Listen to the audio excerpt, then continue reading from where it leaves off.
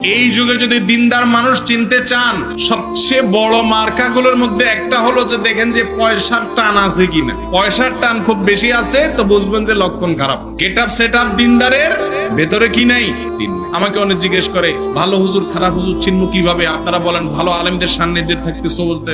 আমি বলি ভাই, ভালো আলেম চেনার কয়েকটা মার্কা আছে। এর ভিতরে এক নম্বরের মার্কা হলো যে তিনি যা বলবেন নিজে সেটা অনুযায়ী আমল করুন। আপনি এটা খোঁজ খবর নিবেন যে তিনি তার কথা অনুযায়ী নিজে আমল করেন কিনা, না শুধু ওয়াজ করেন মানুষ, নিজে উল্টাটা করেন।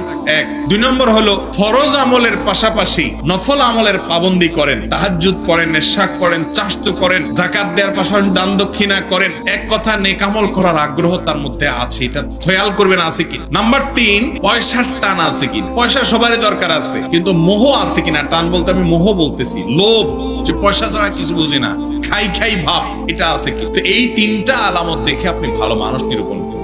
এই যুগে দেখবেন নামাজি মানুষ পাওয়া যায়, দাড়িওয়ালা মানুষ পাওয়া যায়, কিন্তু দুনিয়ার টান নাই, মোহ নাই, এরকম মানুষ পাওয়া। আল্লাহ আমাদেরকে বুঝার তৌফিক দান করুন।